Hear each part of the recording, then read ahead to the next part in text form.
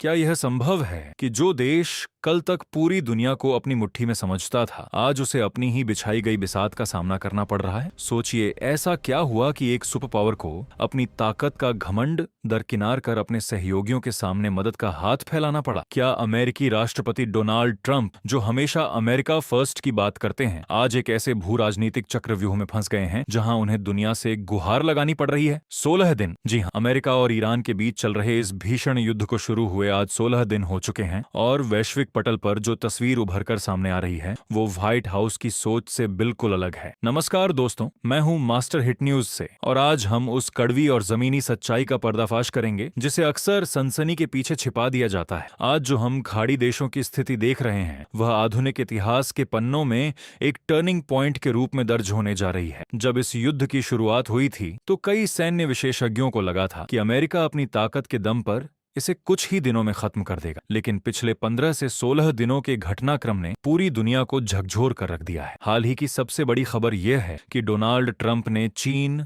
Japan, दक्षिण Korea, France और Britain जैसे देशों से एक बेहद सख्त मांग की है। उन्होंने कहा है कि ये देश अपने अपने युद्धपोत भेजें और स्ट्रेट ऑफ हॉर्मुज को सुरक्षित करने में अमेरिका की मदद करें। अब सवाल यह उठता है कि क्या एक सुपर पावर को अब इस जलड मरुमध्य को खुलवाने के लिए दूसरे देशों की नौसेनाओं की जरूरत पड़ रही है? जवाब हाँ। स्ट्रेट ऑफ हॉर्मुज कोई मामूली जलमार्ग नहीं है। ये दुनिया की अर्थव्यवस्था की मुख्य नस है जहां से दुनिया का 20% कच्चा तेल गुजरता है। ईरान ने इसे लगभग पूरी तरह से ब्लॉक कर दिया है। ट्रंप का यह बयान कि जो देश यहां से तेल लेते हैं उन्हें खुद अपनी सुरक्षा करनी चाहिए, यह दर्शाता है कि अमेरिका अब अकेला वैश्विक पुलिसमैन बने रहना चाहता। लेकिन ईरान इतना आक्रामक क्यों हो गया? आप सोच रहे होंगे कि इस युद्ध की चिंगारी भड़की कैसे। कुछ दिनों पहले अमेरिका ने ईरान के सबसे अहम खार्ग द्वीप पर भीषण हवाई हमले किए। खार्ग द्वीप ईरान की अर्थव्यवस्था का दिल है, जहां से उसका 90% तेल निर्यात होता है। अमेरिका ने वहां के सैन्य ठिकानों और राडार सिस्टम को तबाह कर दिया। ट्रंप ने दावा किया कि उन्होंने सैन्य ठिकानों को पूरी तरह मटियामेट कर दिया है और चेतावनी दी कि अगर ईरान नहीं माना तो अगली बारी तेल के कुओं की होगी। लेकिन युद्ध में हर एक्शन का एक रिएक्शन होता है और ईरान का पलटवार बहुत ही सटीक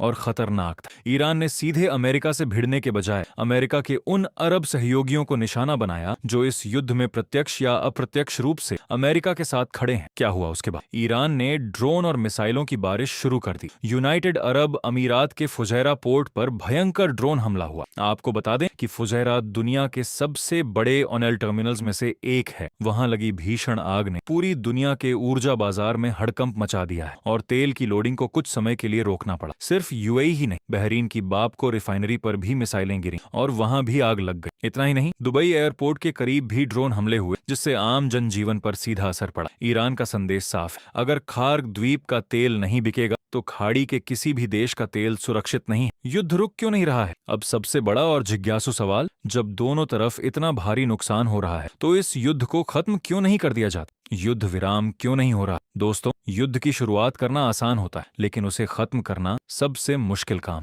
इस युद्ध रोकने की चाबी पूरी तरह से ईरान के पास नजर आ रही। ओमान और मिस्र जैसे देश लगातार मध्यस्थता करने की कोशिश कर रहे हैं, लेकिन ईरान ने साफ कर दिया है कि वह फिलहाल किसी भी युद्ध विराम के लिए अमेरिका से बातचीत नहीं करेगा। ईरान इस युद्ध को अपने वजूद की लड़ाई मान रहा। उनकी अलिखित और लिखित मांगे इतनी कड़ी जिन्हें पूरा करना अमेरिका के लिए कूटनीतिक आत्महत्या के बराबर होगा। मिडिल ईस्ट से अमेरिकी सैन्य ठिकानों को हटाना या भविष्य में हमले न करने की लिखित गारंटी दे, यह अमेरिका और इजराइल कभी स्वीकार नहीं करे। दूसरी तरफ अगर डोनाल्ड ट्रंप बिना किसी ठोस नतीजे के युद्ध रोकते हैं तो यह उनके राजनीतिक रसूख पर एक बहुत बड़ा दाग होगा। नतीजा एक ऐसा डेडलॉक जहां रोज मिसाइलें चल रही हैं। इस पूरे खेल में सबसे ज्यादा नुकसान उन अरब देशों को हो रहा है जिनके चमकते हुए शहरों दुबई, अबू धाबी, मनामा में जाने का सपना हर कोई देखता है। ये शहर आज मिसाइलों और ड्रोनों के साए में जी रहे हैं। निवेशक घबराए हुए हैं। जितना लंबा यह युद्ध खींचेगा, खाड़ी देशों के ये खूबसूरत और शांत शहर उतने ही ज्यादा धुएं और अस्थिरता में घिरते जाएंगे। भारत पर भी इसका गहरा असर पड़ रहा है। हालांकि राहत की बात है कि हाल ही में एक भारतीय क्रूड टैंकर फुजैरा से सुरक्षित निकल आया, लेकिन अगर स्ट्रेट ऑफ हॉर्मुज बंद रहता है तो दुनिया भर में और भारत में पेट्रोल डीजल के दाम आसमान छूने लगेंगे। क्या आने वाले दिनों में ब्रिटेन, जापान या चीन अपने युद्धपोत खाड़ी में भेजेंगे? क्या यह युद्ध किसी बड़े विश्व युद्ध का रूप ले लेगा? इन सवालों के जवाब आने वाला वक्त ही देगा। दोस्तों, अगर आपको यह वीडियो पसंद आई हो तो इस वीडियो को लाइक करें और चैनल को सब्सक्राइब करें। तब तक के लिए जय हिंद, जय भारत।